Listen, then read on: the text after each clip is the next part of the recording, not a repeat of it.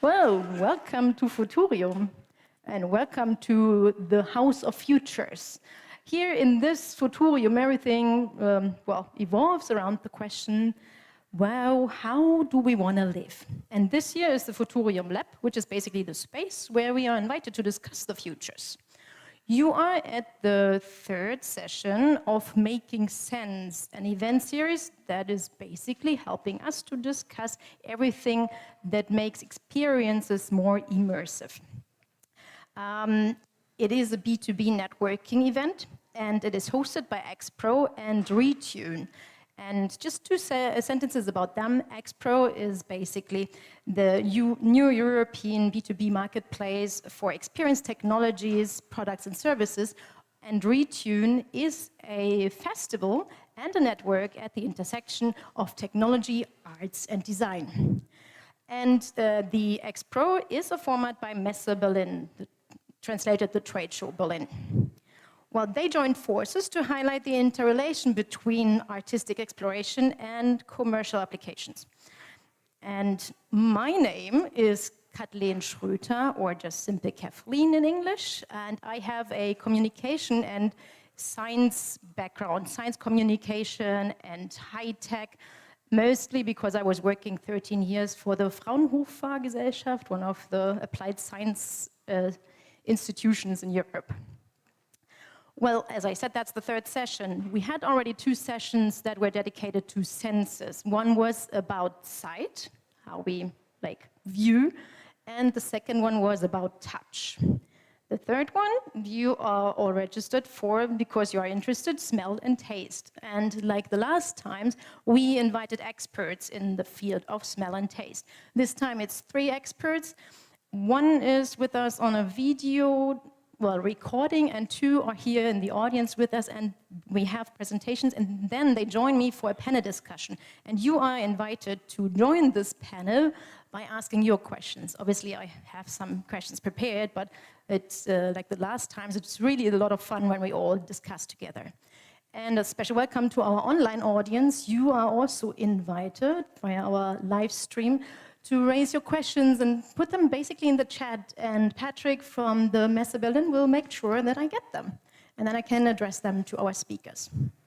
Well, without any further ado, let me introduce our first speaker. As I said, there is one who can't be with us, as they say now in digital, IRL, in real life. He can't be here in real life. So we recorded an interview with him. When you research about experts for smell and taste, basically all roads, they lead to Professor Hummel. He's a medical doctor and a professor for the Interdisciplinary Center for Smell and Taste at the Tech University Dresden, and a medical doctor at the University Clinic Rostock. I would say, please roll the clip.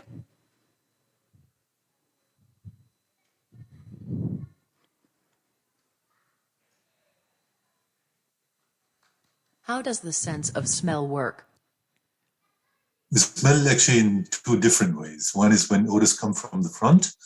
They reach the nostrils from here, place an odor source in front of the nostril, and then the molecules from the odor source, they get up into the air and they reach the olfactory epithelium, the olfactory mucosa, that is right between your eyes. So in the middle between, up in the nose, in the roof of the nose, between your eyes, this is where you find the olfactory neurons, the olfactory cells, the smelling cells.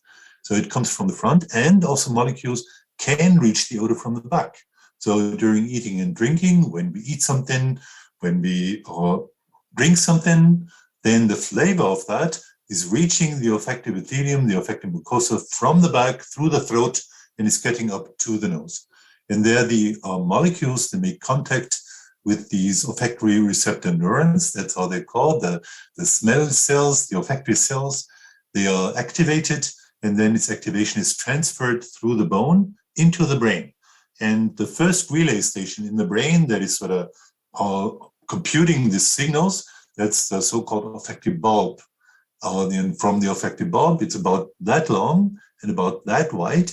From there, the signal then is sort of pre-processed, it's filtered, and then it goes into the brain to other brain areas like the piriform cortex or the orbitofrontal cortex, which is actually here, so a little bit higher. So here is where if I put a a nail in here and a nail in there, where the two nails are crossing each other. This is where the orbitofrontal cortex is. And this is where all the odors are identified, for instance, or much of the identification is taking place there.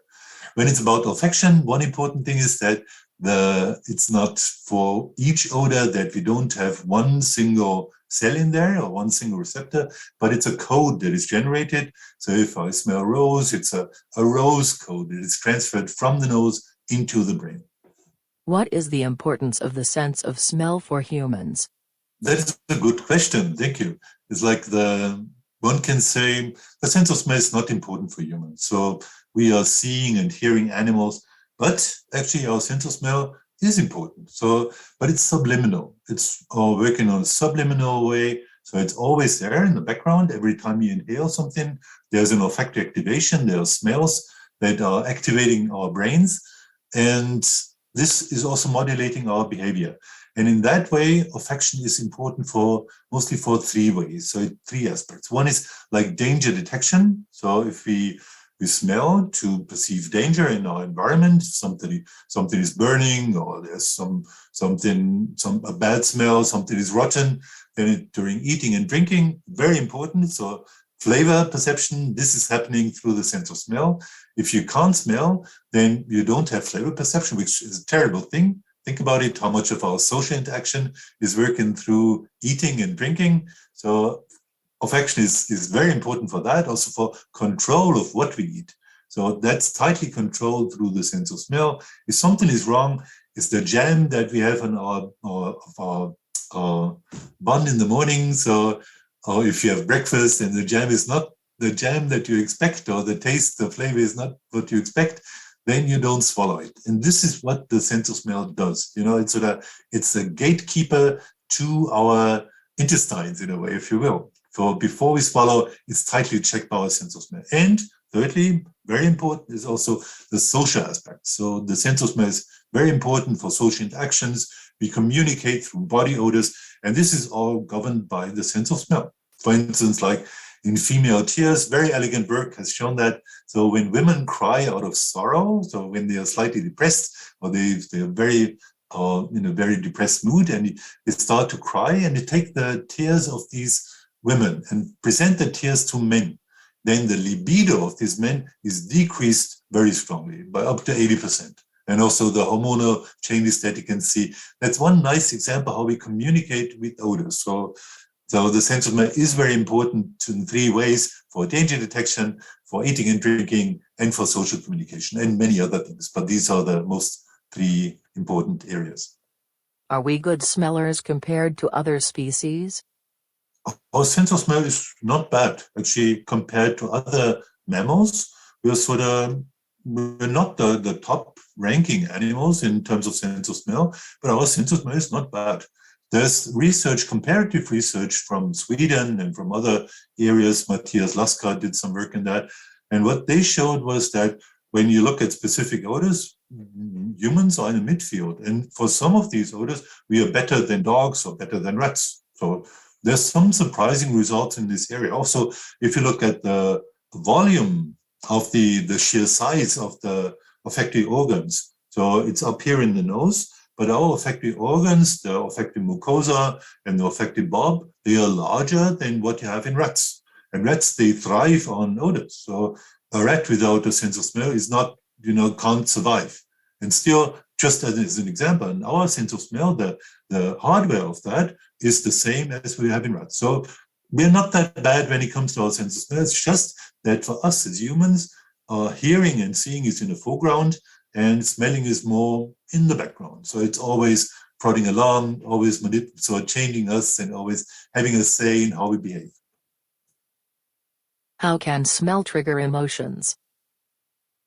The sense of smell is one explanation why the sense of smell is so tightly connected to emotions, or can elicit emotions so directly, is the anatomic connection. So you have like the smell activation starts in the nose, goes to the olfactory bulb, and from there, it's already indirectly, there's a connection to these emotional centers. So it's very directly connected to these centers. And this is one very simple explanation why the sense of smell can so directly elicit emotions.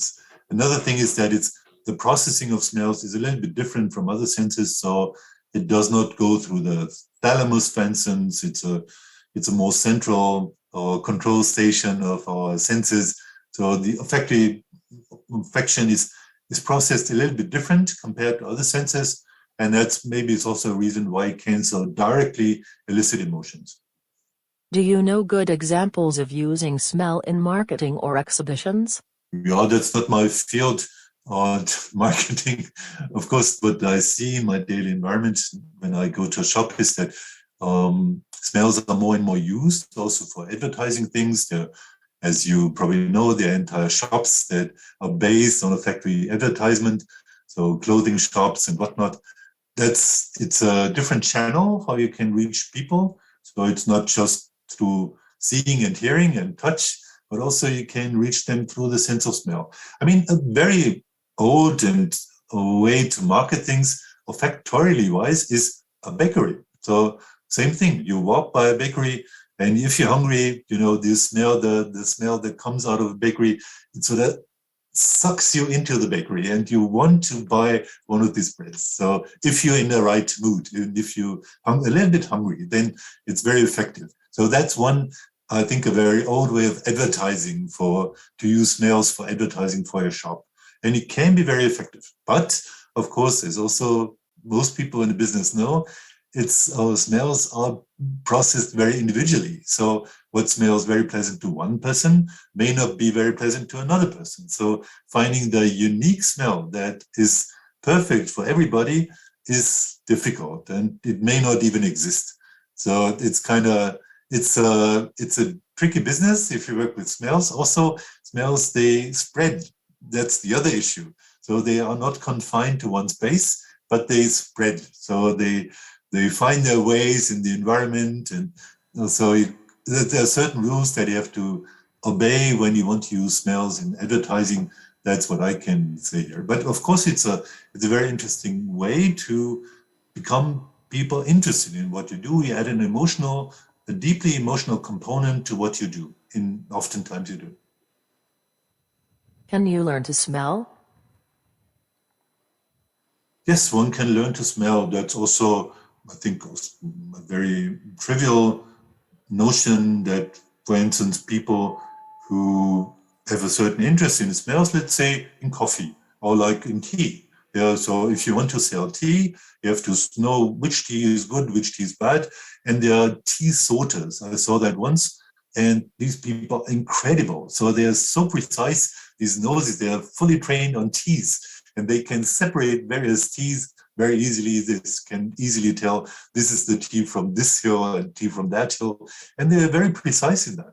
Or maybe on a more trivial way, we can also become very precise, at least some of us, when it's about body odors. So some of people that I know, they swear to me that they can sort out the odors of their children. So they know precisely when they have this sock in front of their nose, this is the sock of Michael, and this is the sock of Anna. So they know this very precisely without even having to looking at these pieces of cloth.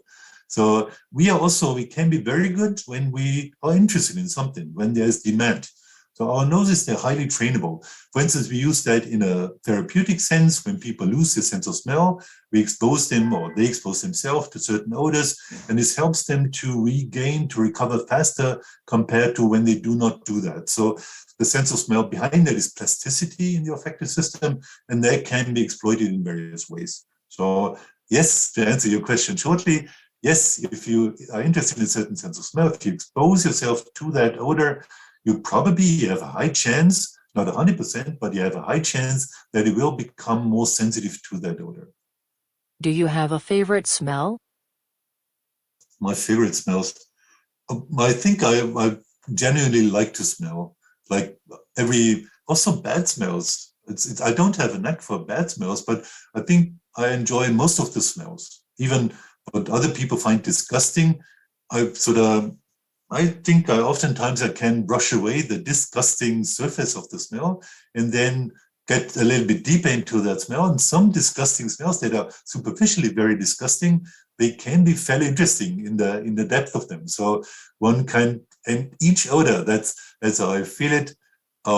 When I think about it, I think that every odor that you smell is something emotional. So, and this makes you more emotional. And this, I don't think this, if you're not all emotions, but some emotions, if you have some emotional experience every day, it's not a bad thing to have. And also, so enjoy, and personally, I enjoy smells a lot. Yeah.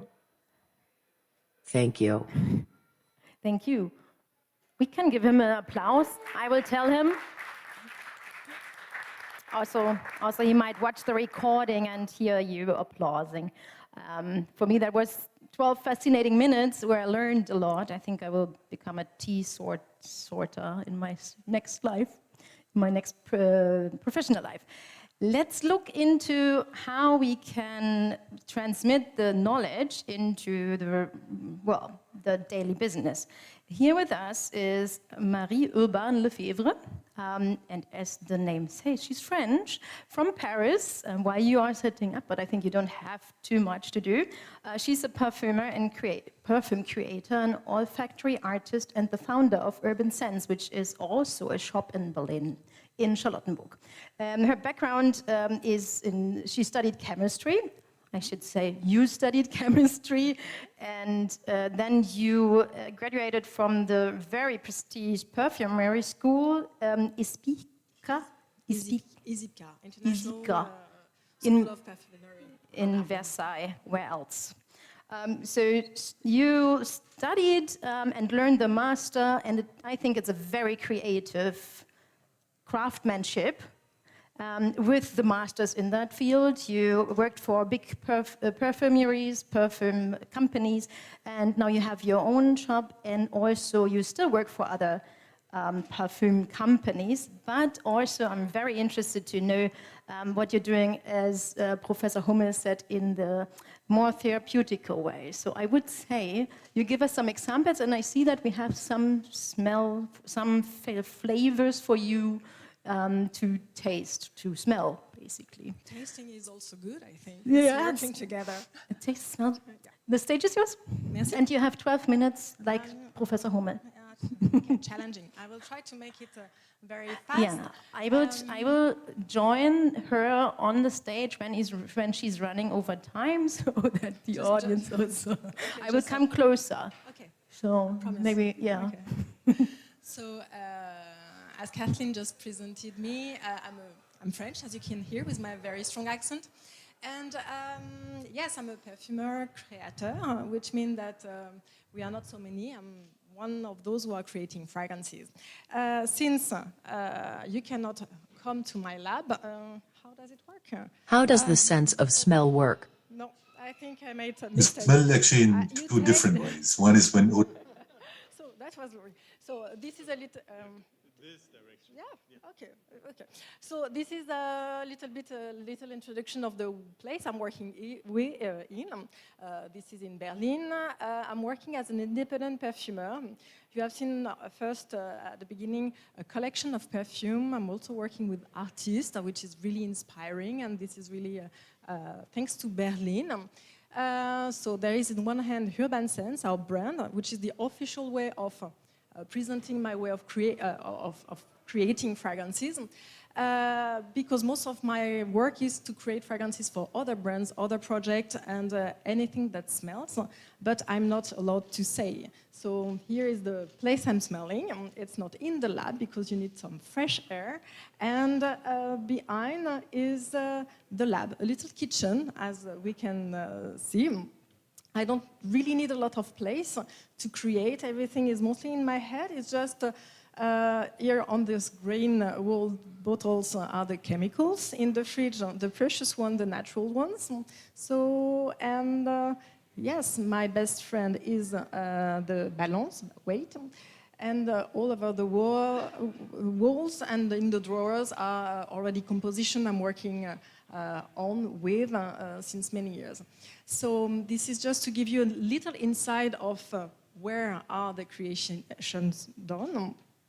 I'm working as an independent perfumer, which means that I'm not really alone. Actually, my man is there in the background, and we need to to be many, and the production center, because creating for people, the work of perfumer is mostly a place where they think that it's only creation for perfume that you are wearing. And actually, yes, there are some technical issues that you should not forget. And there are some legal aspects and there are some legislation. So the fact that you are in the little kitchen just mixing is not enough. I need to check all the time that I'm under all those legislation and that I'm on the safe side. And also, it's on a small scale, but when I'm working for B2B, actually, and even for our brand, the production need to be produced, but reproduced one time after the other in the same quality, so everyone can smell and do not have the feeling that it's coming from something else. So it's, in one end, very craftsmanship, very artisanal, and it takes really long time to learn about the perfumery.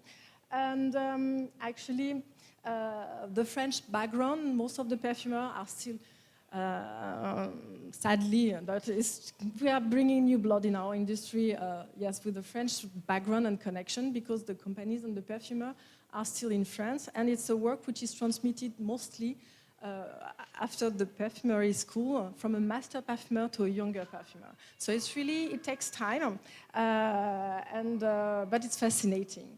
So to make a long story short, the lab is in Berlin, the production is in Grasse, an amazing place, and I have the big luxury, I'm very lucky because I have access to amazing quality ingredients, because it's a small family-owned perfume house, which is called Accord et Parfum. We are about 30 perfumers worldwide working with them. And we are very happy to have those people helping us. When a perfume is validated from one client, then I will receive a composition. They will blend it in the production. I will check that everything that I've done in Berlin smells the same as in the production, and then the production is taking care of blending it in big quantities and shipping it worldwide, so I can really focus on the work of the creation. Because at the end of the day, a perfumer loves to create emotion and make people smiling or, yes, bring some emotions. So I'm very thankful for being in Berlin since 8 years, because you have the feeling that you are creative coming from Paris, but actually Berlin is a fascinating place where there is lots of mix of mixture. We are here thinking about the future, and it's really changed my way of creating fragrances. So I've got this little extra Berlin touch in my creation. So we try our best to be responsible, to track, to know where everything is coming from.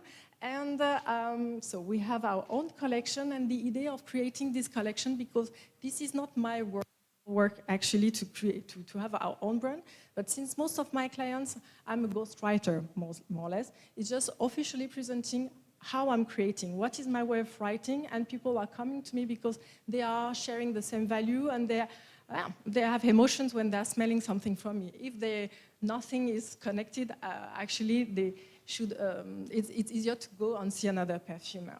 So the first perfume that I want to show you is actually inspired by Berlin, and it's called Bergkavok, and it's one of the collection.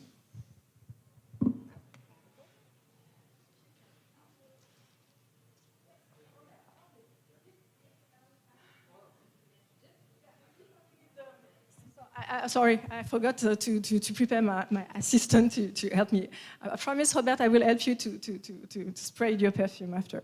So this is for you. You will, everything is written on the smelling strip, so then you will have more time to read them. The story of this perfume is inspired by the air of Berlin, which in spring is very unique. You've got the linden blossom, which are smelling, and it's very beautiful, the blue sky. We are pilots also, and actually our brand is Urban. This is our family name. And the propeller is because we love flying. Bergkavok means BER for the Berlin airport. I know it's not the best success maybe of Berlin yet, but it will come.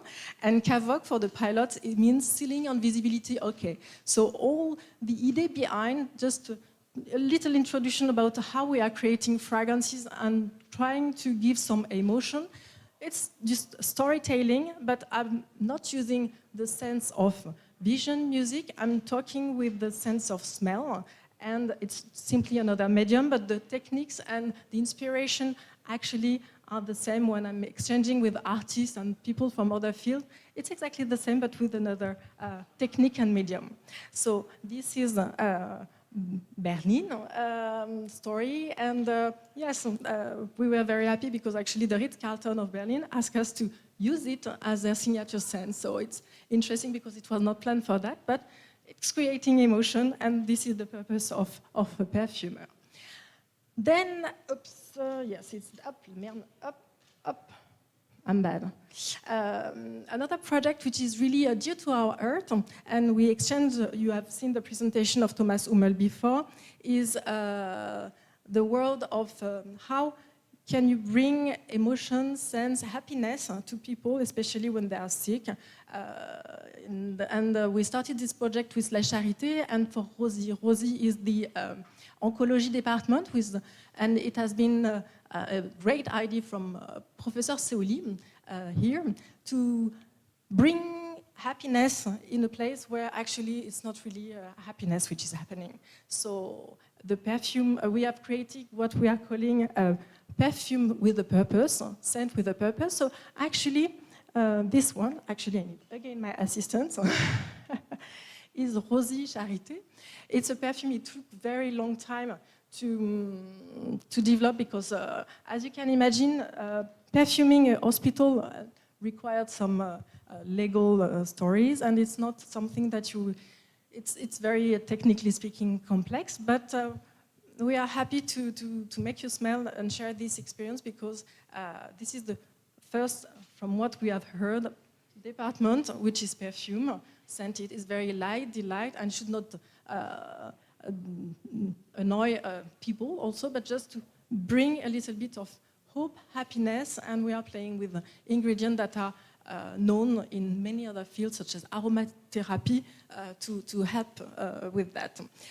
There are many other projects coming with La Charité, and we started this project also because of the anosmia. We realized that 60% of the women, well, the people who are having chemotherapy are losing the sense of smell, and we started before Corona actually working on the olfactory training. And it's how we got to know Thomas Hummel. So we developed already one smelling training, and we are developing a second one, because you have to be aware that smelling can be also dangerous, especially natural ingredients in pure oil. It's dangerous. For us, perfumer, we are following some way of smelling, so just be careful, because yes, it can damage your nose. And then, I'm bad. And then actually, I wanted to present you the most beautiful perfume that I have created. It's thanks to the talk with Kathleen last week. Talking about anosmia, and actually this is the most beautiful perfume that I've created. Navina is our photographer, and she's anosmic since her birth. And when she came just to make a shooting for our brand, she told me that she was not smelling. So actually, her assistant started to take some picture, and we smelled everything. And out of, I would say, 500 ingredients, there was some reaction about 5 ingredients. I don't have the feeling that she's smelling, but it's creating something. And this something, excuse me, it gives me bumps, because each time I'm talking about this story is very unique. Imagine that you are blind and you can just see a little bit of a light. I know that she will never smell back, and she never smelled anyway. She will never simply smell, but something is happening to her. And we have this crazy idea, just if we're mixing those ingredients, can you smell something or not? So this is the perfume that I've done for Navina, and this is her own perfume. And I hope you will enjoy it. It doesn't smell like a perfume, but it's creating emotion. And at the end of the day, our work, it's nice creating perfume for brands, international well-known brands, for places, for marketing. But when you are deeply touching people, this is the most beautiful thing that you can do. And I'm very thankful to do this job and having this opportunity to create amazing things. time is up. Ooh. Shh. You are on the second. Woohoo! Okay, so, and then, yes, we are working on many other projects, but I think next one is Robert. Yes, and thank you so much.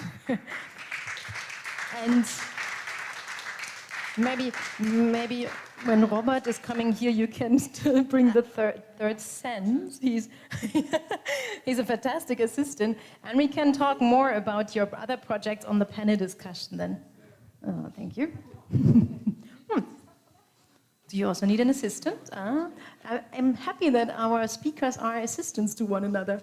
So as Marie said, Robert Müller-Grünow is here with us, and he is an entrepreneur, an author, and the founder of Scentcommunication. You started that in 2003, and you wrote a book in 2018, which was on the bestseller Spiegel Top 10 bestseller list, which is called The Secret Power of Scents: Why We Should Trust Our Sense of Smell More. I'm looking forward to the examples you are bringing from also corporate world and how brands are using senses to create emotions for us. Robert, the stage is yours, and you have 12 minutes. Thank you very much. Yeah, very impressive. Thank you, Marie. It was impressive to see your presentation.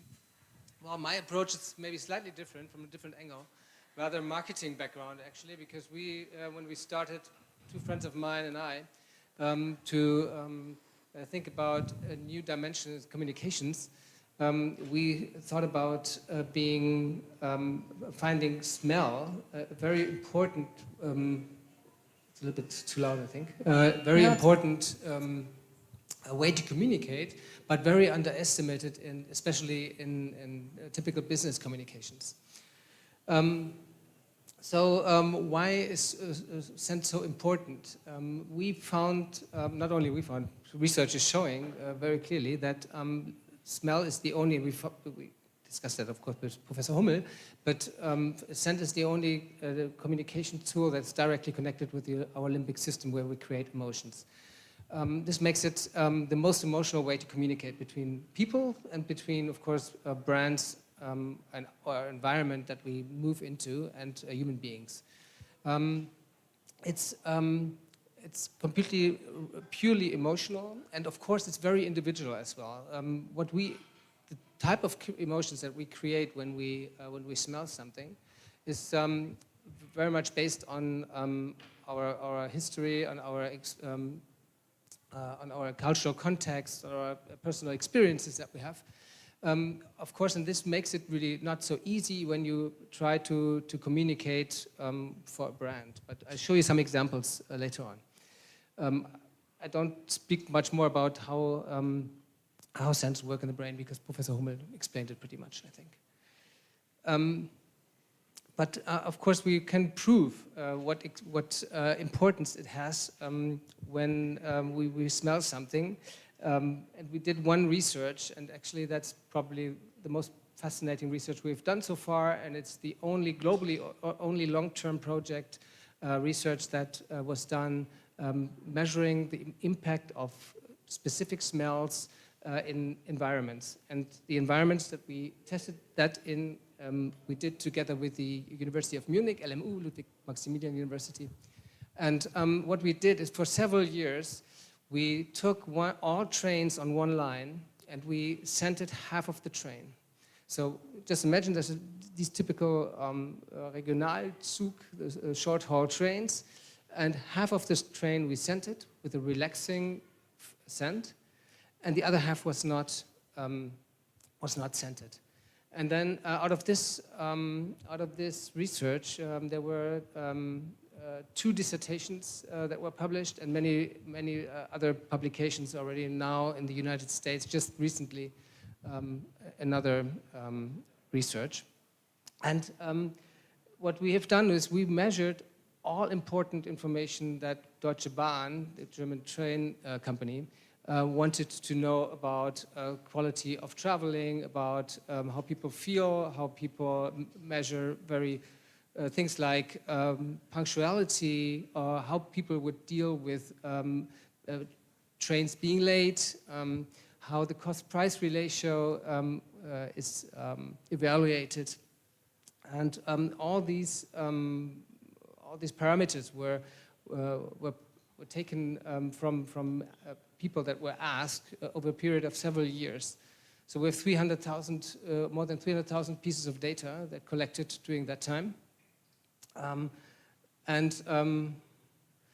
So just some rough numbers. They don't look impressive, but they are impressive. So general service experience, for example, was highly significantly improved by the scent. And this is just imagine people sitting in the same train in a scented part. They were evaluating the service quality overall highly significantly better than in the not scented part of the same train. Service quality, but even things like cost-price ratio. It was really interesting. People sitting in a scented part of the train would be willing to pay a much higher price for the same train ride than the people that are sitting in the not scented part of the train. On the long-term development, because we had many people there that were taking the train regularly, many commuters, for example, and we could measure the attitude towards the brand, towards Deutsche Bahn, which is typically highly critical because, of course, they have many delays. We had one winter during that period of time where we had a very strong winter and many trains were even not running, and people had to wait for 1 hour to get the next train. And so it was even some critical situations, and we could measure that the people sitting in the scented part of the trains would deal much easier with this critical situation than people sitting in the not scented part of the train. So actually, all parameters that were tested were significantly or highly significantly improved by using a scent. And if you ask me if I've done a wrong scent once, actually in this pre-testing period that we've done in the Deutsche Bahn, I was completely wrong because we tested two scents against each other. We scented one part of the train with a relaxing scent and the other part of the train with an energizing scent. And I was very clear. I thought that the energizing scent would be the clear winner. But it turned out that I was wrong because when I ride the train, I typically take an intercity ICE train, a fast train from Cologne, where I live, to Frankfurt or to Stuttgart or wherever I get really quickly, to Berlin. And here on the short-haul train, you had commuters that go back and forth from work, and they wanted to be really relaxed. They want to be, think about something else than work. And here we could measure really clearly that an energizing scent really has an energizing effect, and people that want to relax need to have a scent that relaxes them. And we just did another research with the University of Lüneburg, where we measured home office problems and people how to deal with situations that people cannot concentrate during the day and cannot turn off their head and relax after finishing at 5 o'clock, for example, because they're still at the same table with the same computer and turning out to have sleeping problems also. And we could measure the well-being of people using a like energizing concentration scent during the day and a relaxing scent, even the sleeping scent at night. And we could clearly show that people increased their well-being highly significantly by using the right smell at the right time. Well, how do we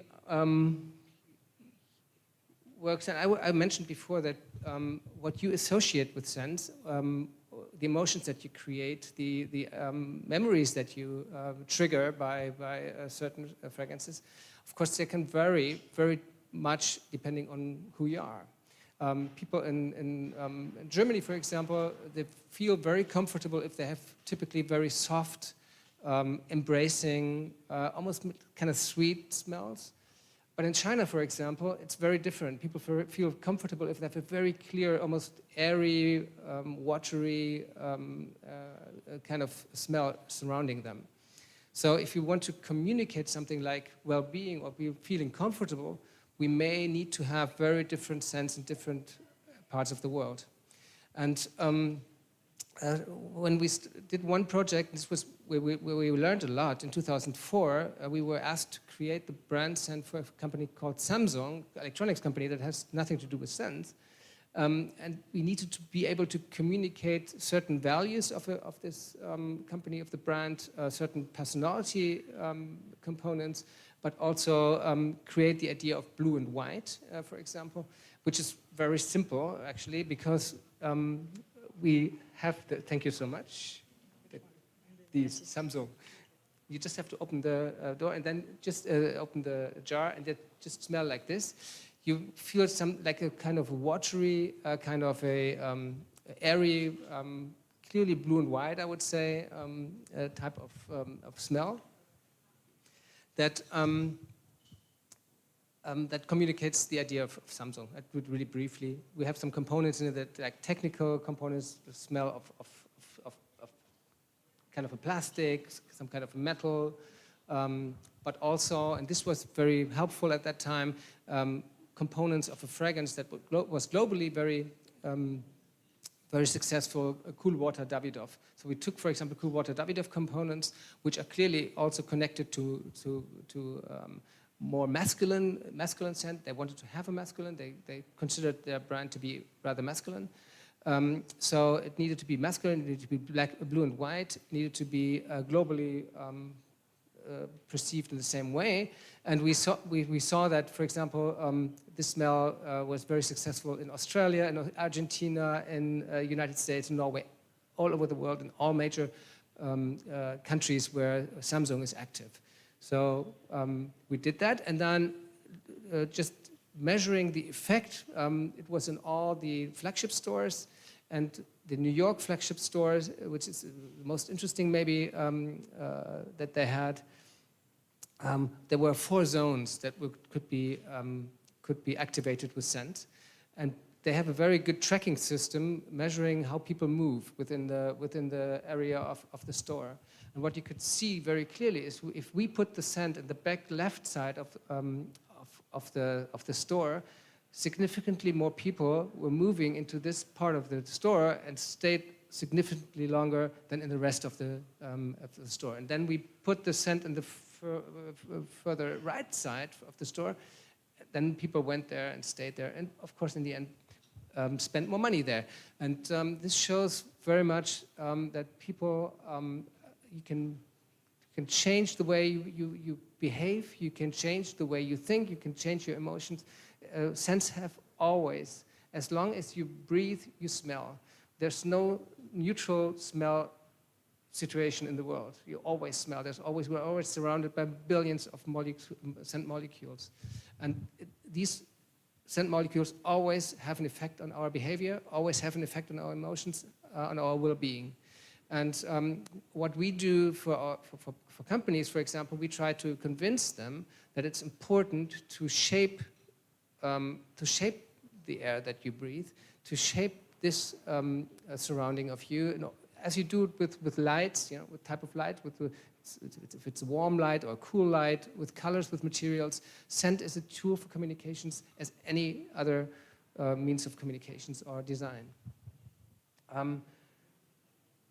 Very briefly, I think I don't have to go deep into that. We did the scent for the Deutsche Telekom, which is another big German brand, of course, and we tried, here you can see maybe roughly how we tried to translate certain brand values, brand personality items, or materials into a scent.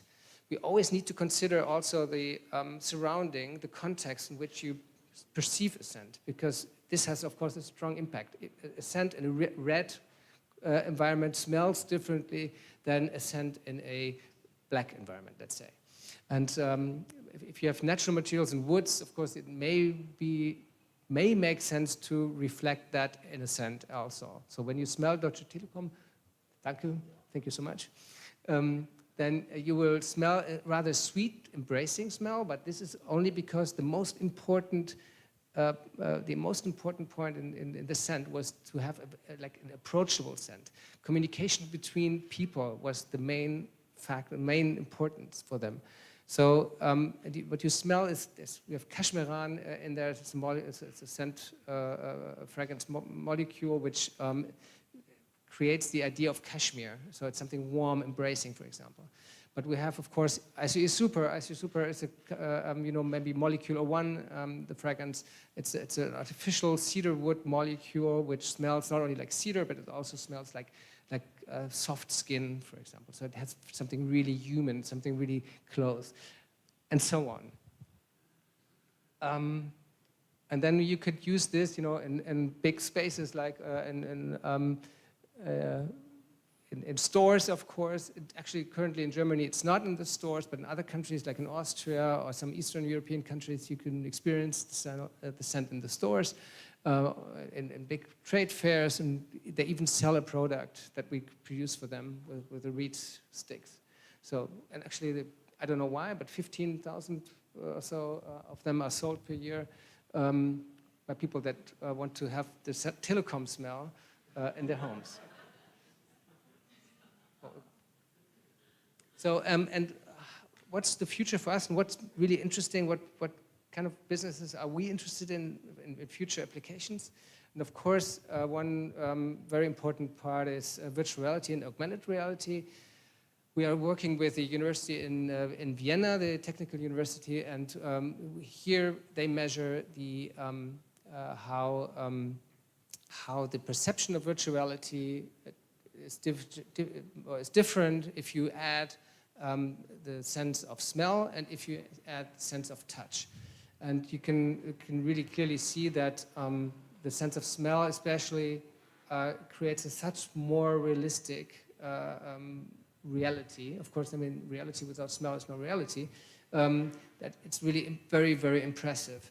And one of my favorite, I didn't bring the scent, unfortunately, but well, one of the scents, but one of the best applications that won many, many awards is Tree. And Tree is a VR project from two New York artists.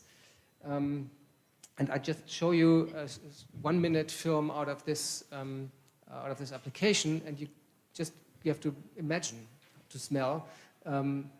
First you smell like the soil, really the wet, humid soil, and then when you as a tree, because you are the tree itself, yourself, you grow up and grow into the woods, into the tropical woods, you smell the tropical woods, and then it later on becomes really, really bad, but these parts you don't see.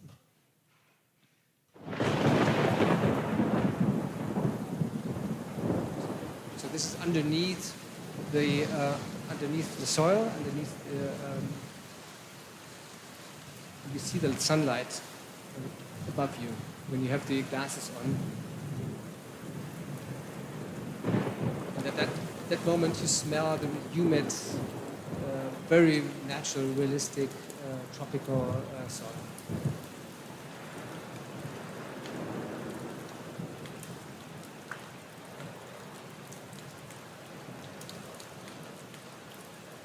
Slowly you grow from the seed.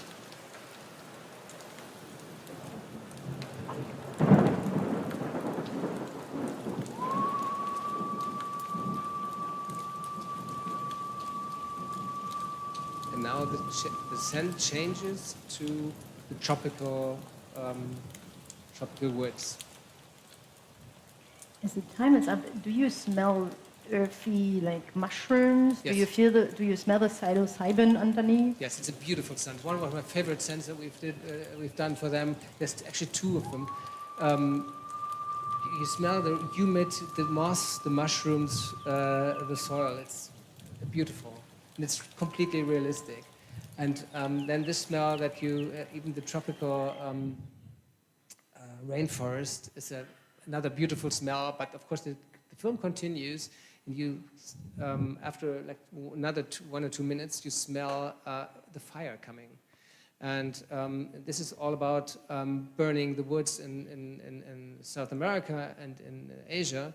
And you smell it, and then in the end of the film, you smell the fire yourself because you burn. And you smell because you are burning. a tree. Because you are the tree. You are being burned. Maybe you can already like join in the conversation here and thank you for the presentation.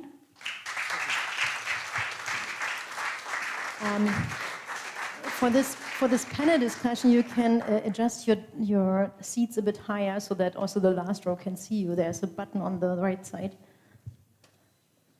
Otherwise, Julian will help you. Okay. Oh, we have to go a bit to the right.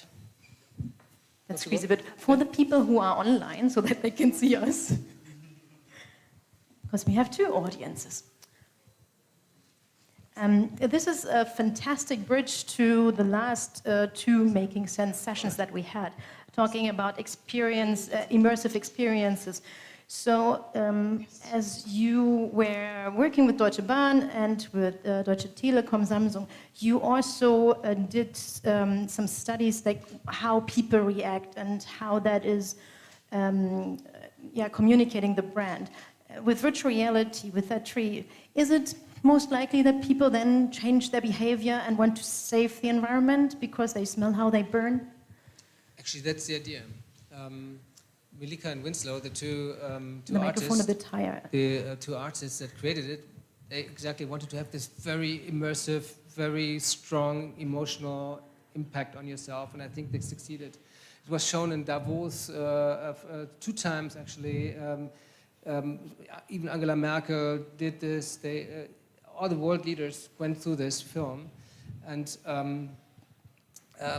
the feedback was extremely positive or negative. So they really had you have a very strong impact if you have the smell, yes. Mm-hmm. Definitely, I mean, it's the most emotional way you communicate. And if you see a film, it may touch you, but if you feel it really purely emotional, it changes completely, yes. Mm-hmm. We had that last time that when we add touch to the virtual reality experiences, that is the outstanding part. When you now have the smell as well, then it's the most realistic experience you can have while copying the real world. Yeah, they added also heat. So when you see a tree becoming really growing really high, and you can have if you look around, you can really see like 100 kilometers away, and you see the fire coming.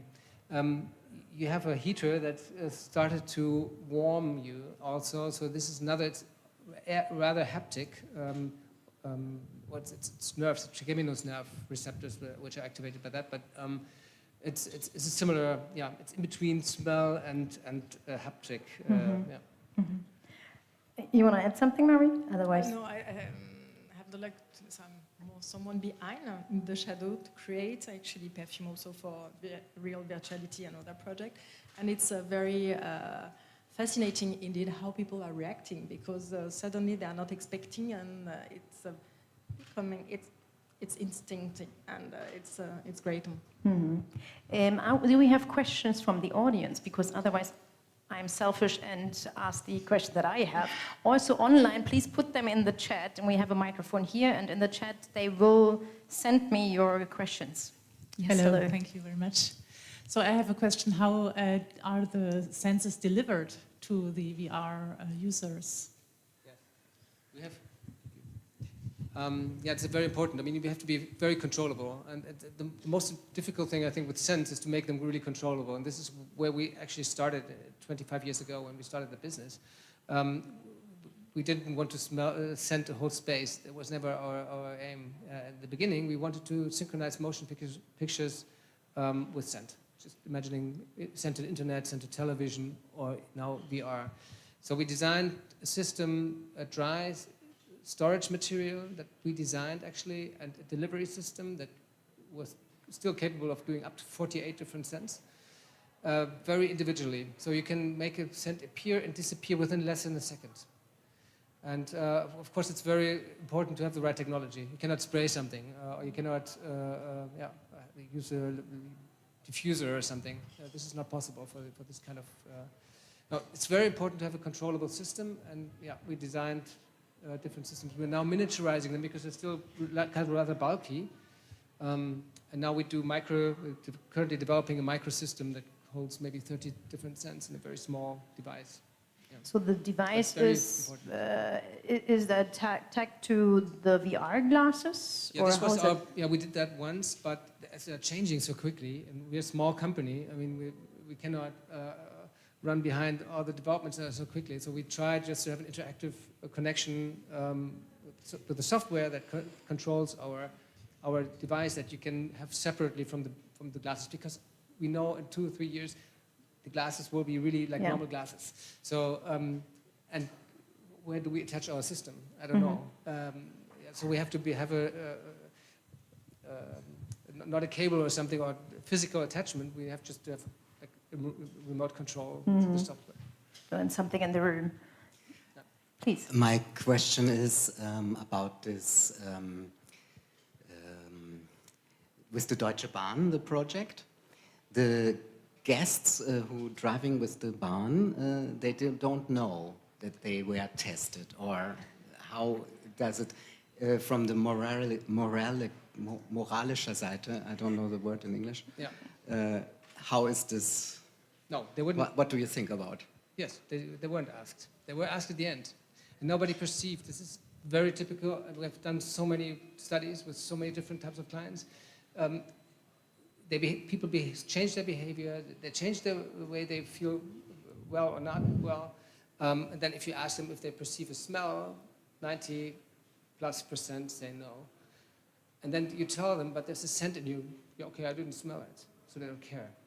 But when we are surrounded by, as I said before, we are surrounded by billions of scent molecules all the time. In here, we have so many smells now. There's no neutral scent, doesn't exist. What we do is we add such a really small number of scent molecules to it. We cannot even measure them. We only change the profile, the scent profile in the space, so we change the way people behave. But it's physically, you cannot measure it, and it has no impact because we don't spray. I mean, this is important. You cannot have a direct contact. It's impossible to have a allergic reaction, for example. If this was the case, it would be different. But even highly sensitive people, as long as they can move in public, let's say, have no impact of that. But of course, we think about this. I mean, it's always a question of course, quality. I mean, she's saying that raw material quality is extremely important. And it's there's one point, and the other point is the right technology. And you need to have the right technology. If you run around and spray, and people maybe get something like in toilets, if you're unlucky, you're being sprayed, it still exists. It's incredible, but it still exists. And this is, of course, questionable, let's say. I have a comment from the audience online, looking at medical versus personal perfume. So Vera online, she's saying she used smell to support medical therapy, and her clients liked it. And maybe we can touch on that because you said that also earlier, and it's part of, like, when I look into your work, Mary, where it's like how people are using smell or how they train after chemotherapy, like how they can smell again, and how this is actually a therapeutical experience, because, as you said, it's emotional and it is an antidepressant. As Professor Hummel said, actually, when you are losing the sense of smell, you will realize that you have a sense of smell. That's the tricky part, and maybe one positive part of Corona is that suddenly people realize they have a sense of smell, and they can lose it, and they have to be careful about it. So when we started this project with La Charité, actually it was before Corona, so we were focusing on the department and people with chemotherapy. But actually, it's not only people with chemotherapy, it's a lot of people, especially when you're getting older, you're losing the sense of smell. It's one of the first signals of a neurodegenerative disease, such as Alzheimer, Parkinson, and we're working with the university in Brussels, actually, on studying those, how we can help people, because you know that we know that you cannot erase the evolution of the disease, but maybe you can help on the fact that you can still smell, which means taste also, because as Professor Hummel explained, there is most of people, when they are losing the sense of smell, have the feeling that they are losing the sense of taste. Actually, most of the time you still have the sugar and all the activity of the tongue, but it's all the flavor that are given by the sense of smell, which we are calling that retronasal, which is not there any longer, and you cannot make any longer the difference between an apple and a pear, because in terms of sugar and acidity, it's very similar in terms of spectrum. The difference will come from the sense, actually. So you would only know that it is sweet, but you could not differentiate. It will be if you still have the taste working, and it's we have to educate a lot of people, and especially the children, that there is two sides on the sense of taste is slightly more than just the tongue. It's also mostly the sense of smell. But to come back to the training, actually, yes, when you lose the sense of smell and taste above, if you have lost both of them, it's very catastrophic, because suddenly nothing, you don't have any more connection with the other. You cannot really realize what is dangerous for you or not, but also you are losing the pleasure of eating, drinking, which is a lot in our society, actually, for us French. Of course. It's really a part of us, but also you're losing the connection with the other. Your children, you can't smell them any longer. And it is really touching and really difficult when I am talking with people who have lost the sense of smell. Most of the time, it's not even the food, it's more the other ones, the one that you can't smell anymore. And there is a basic training that you can do, which is developed by Thomas Hummel, which is a smelling training. Yes, if you are pushing and trying to refocus on the sense of smell, actually you are activating something in the brain. There is still lots of studies with EMR which are being conducted, but there is also two ways of losing the sense of smell. Actually, it's either the connection, it's just like a computer. The connection between your nose and the brain is cut, which means the olfactory nerve is destroyed. There is a positive thing that the olfactory nerve is one of the only one who is rebuilding. It takes time, but the fact that you are stimulating the brain, actually, when the connection is back, you have a better picture of what you will smell. When it's completely in your brain, the damage, this is very difficult, because actually you might have, such as Navina, the illusion of a light in the sense of smell, but you will never smell as before. I saw that there's an online test that Professor Hummel provided, so I think we can put that in the YouTube, right? And so when you watch again this session on YouTube, there should be a comment where we put the link so that you can do the smelling test, which I find really fascinating, that Professor Hummel also said it could take up to 3 years when you lost your smell and taste to get it back. And actually it will maybe not come as it used to be. But, as it used to be? There is also the fact that you actually, for some people, you are recreating some artificial olfactory images. If every day you smell a lemon, then you say, okay, this is a lemon. At the beginning you smell nothing, but then you are creating a new, in somewhere else in your brain, this picture. I have one question. Any else in the audience? You, Julian? I have a question, and I already have a microphone, but you can go first if you like. I just wanted to ask Robert if there is a huge difference in cultures when you're working with companies in Dubai or in America, what kind of senses or what kind of smell and what kind of ingredients they are using? Is there a huge culture difference? Completely. But yes, you answer, and then I will follow with my experience. Not sure if that is a short answer. I don't know. Definitely, yes. Well, it depends a little bit on the type of business, because there's so many different types of businesses that we all work with. But let's say, for example, hotels, which are probably the most common, almost. Everybody knows the example. Knows that hotels are one of the first. Automobile industry, hotels, and fashion were the first that really incorporated smells into their communications. But there's, of course, big differences. I mean, in Dubai, the history is just, the culture just uses smells much, much more intensely from hundreds of years. In the United States, I would say, my experience at least, it's not my favorite country to work in, because it's typically the quality, I think the worst worst scent city in the world is Las Vegas. They cannot escape from the scents, and they all have a terrible quality and are all overdosed. But this is not uncommon for applications in the States. Of course, there's a cultural impact on how people choose fragrances. And of course, in China, for example, people have learned a lot. I mean, they've always been using smells. In cars, for example, you see that even 20 or 30 years ago, people were using scents in their cars, for example, everybody. On India as well. And they've learned so much about quality that they're probably at least at the same level, or expect something of a higher quality nowadays than we use here in Europe, maybe except France, but the rest of the European countries. Just because I have a personal interest, what does India smell like? In India, it depends. In India, it depends on which level of society you're speaking to.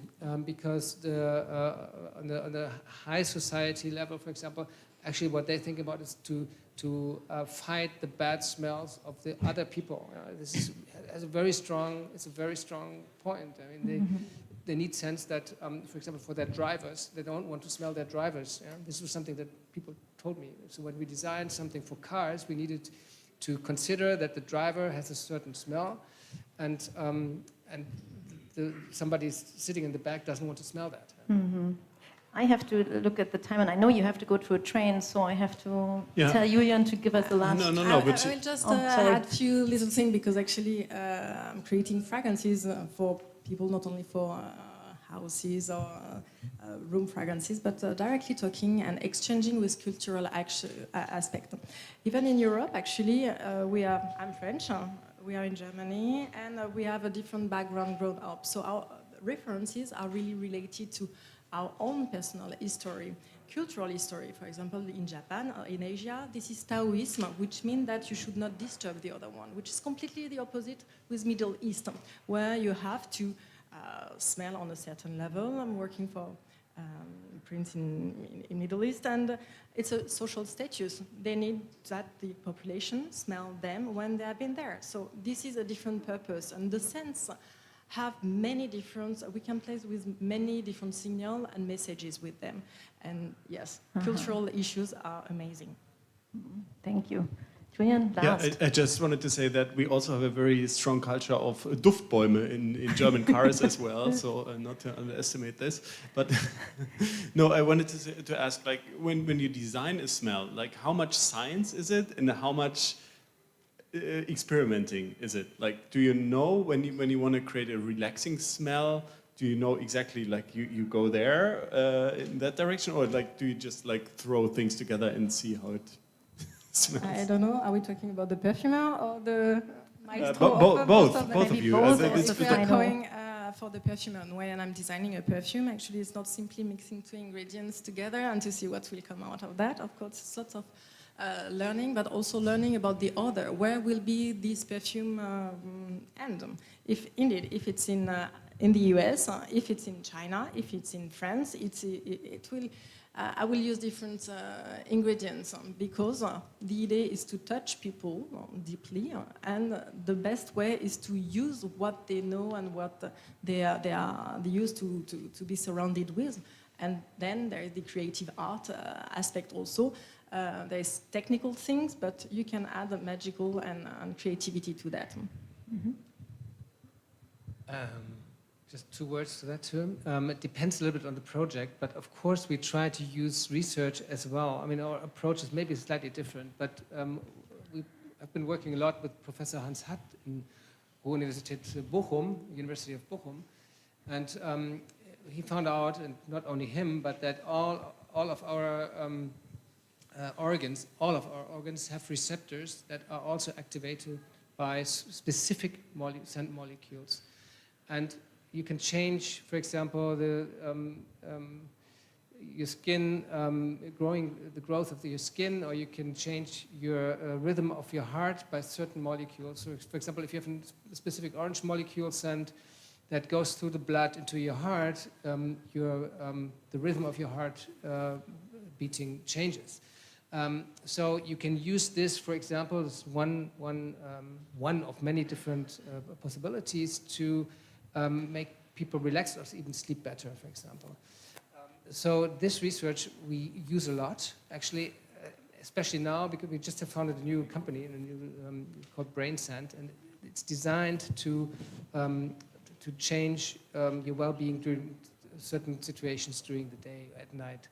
And we do a lot of research, actually in the United States mainly at the moment, really testing which scent molecule changes your, maybe have direct activations of neurotransmitter or GABA receptors, certain receptors that are responsible for your, for relaxing or for sleeping.